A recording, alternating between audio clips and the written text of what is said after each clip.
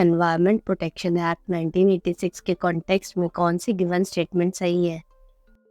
Number 1, ये power देता है सेंट्रल गवर्नमेंट को एस्टैब्लिश करने की पॉल्यूशन कंट्रोल बोर्ड नेशनल और स्टेट लेवल पर। नंबर 2, इस एक्ट के अंदर गवर्नमेंट एनालिस्ट अपॉइंट किए जाते हैं एनवायरमेंटल लैबोरेटरीज में, जो कंडक्ट करते हैं quality check on air, water, soil और बाकी सब्सटेंसेस पर। नंबर 3, ये एक्ट फोकस करता है सिर्फ और सिर्फ वाटर और एयर पोल्यूशन पर।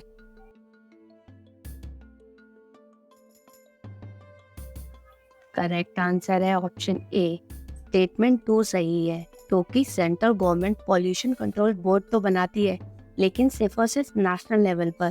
स्टेट लेवल पर जो पॉल्यूशन कंट्रोल बनते हैं वो दूसरे एक्ट के अंदर बनते हैं, जैसे कि वाटर एक्ट, एयर एक्ट, उनके अंडर बनाए जाते हैं।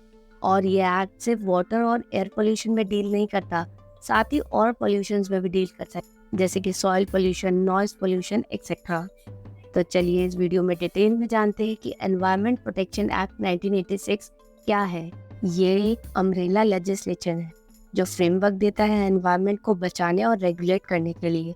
इसमें कवर होते हैं सभी इंडस्ट्रियल और इंफ्रास्ट्रक्चर एक्टिविटीज। साथ ही ये रोकता है और रेगुलेट करता है कुछ एक्टिविटीज को जो कोस्टल एरियाज और इको सेंसिटिव जोन में की जाती है।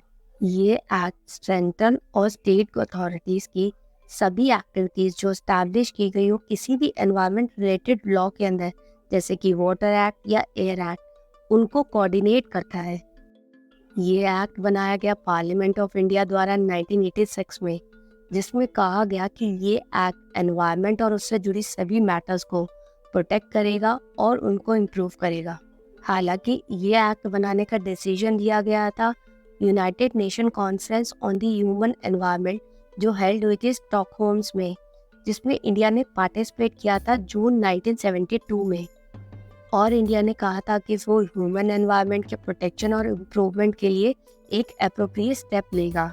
लेकिन इंडिया के लिए ज़रूरी हो गया था स्टॉकहोम में किए गए डिक्लेरेशन को पूरा करना, बिकॉज मध्य प्रदेश के भोपाल में 1984 में हुई गैस ट्रेजेडी ने एनवायरनमेंट को पॉल्यूट तो किया और साथ ही लोगों की भी जान गई। इसलिए एनवायरनमेंट को प्रोटेक्ट करने के लिए और ह्यूमन बीइंग्स को उसके हैजार्ड से बचाने के लिए ये स्टेप लिया गया।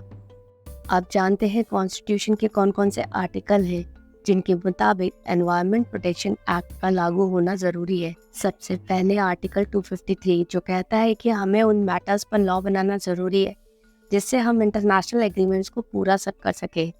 नंबर 2, कॉन्स्टिट्यूशन का आर्टिकल 48B जो कहता है कि स्टेट के लिए ज़रूरी है एनवायरनमेंट को प्रोटेक्ट और इम्प्रूव करना, साथ ही अपनी कंट्री के फॉरेस्ट और वाइल्ड लाइफ को बचा कर रखना। एंड आर्टिकल 51A जो एक फंडामेंटल ड्यूटी है कि हर सिटीजन की ड्यूटी है कि वो अपने एनवायरनमेंट को प्रोटेक्ट करके रखे।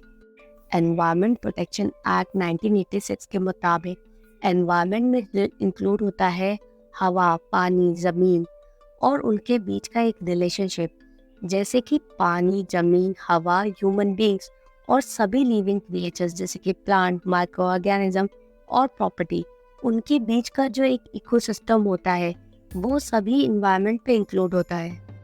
इसी तरह एनवायरनमेंट प्रोटेक्शन एक्ट 1986 पॉल्यूटेंट्स को भी डिफाइन करता है। एनवायरमेंटल पॉल्यूटेंट्स का मतलब होता है कोई भी सॉलिड, लिक्विड या गैसियस सब्सटेंस जो एनवायरनमेंट में एक कंसंट्रेशन में प्रेजेंट हो जो कि इंजीरियस हो किसी भी ह्यूमन बीइंग के लिए या लिविंग क्रिएचर के लिए। और एनवायरमेंटल पॉल्यूशन का मतलब होता है किसी भी तरीके के एनवायरमेंटल पॉल्यूटेंट का एनवायरनमेंट में प्रेजेंट होने का मतलब ही है कि वो एनवायरनमेंट में पॉल्यूशन फैला रहा है।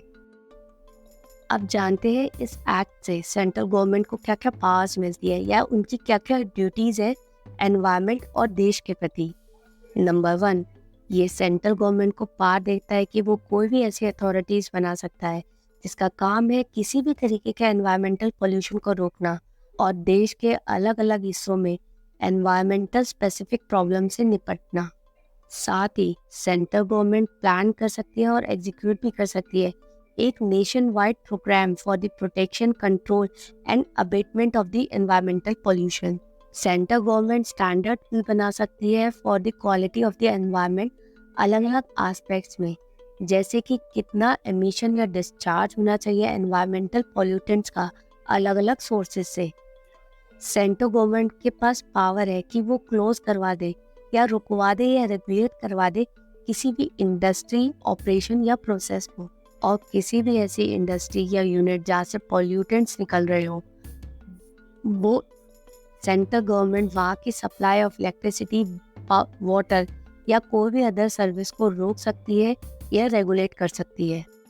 इस एक्ट में इस्टेब्लिश की गई थी एनवायरमेंटल लेबोरेटरीज, जिसमें अपॉइंट किए गए हैं एनवायरमेंट एनालिस्ट, जो उन लैब्स में क्वालिटी चेक करते हैं एयर, वाटर, सॉइल और अदर सब्सटेंसेस का, और इन लैब्स के द्वारा जो रिपोर्ट दी जाती है उनको को आगे रूल्स और रेगुलेशन बनाने के लिए एविडेंस के जैसे यूज़ किया जाता है।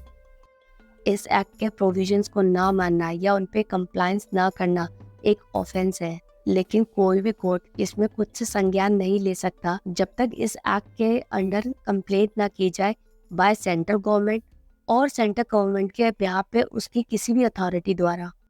इस एक्ट के रूल्स या प्रोविजंस को ना मानने पर वॉयलेटर को पनिशमेंट मिलती है 5 साल की। वॉयलेटर को 5 साल का इम्प्रिजमेंट, साथ ही 1 लाख रुपए का फाइन देना पड़ता है या फिर दोनों देने पड़ते हैं। और अगर फिर भी वो ना माने और कंटिन्यूसली वायलेशन करता रहे तो उसको एडिशनल फाइन देना पड़ता है 5,000 रुपये हर दिन का।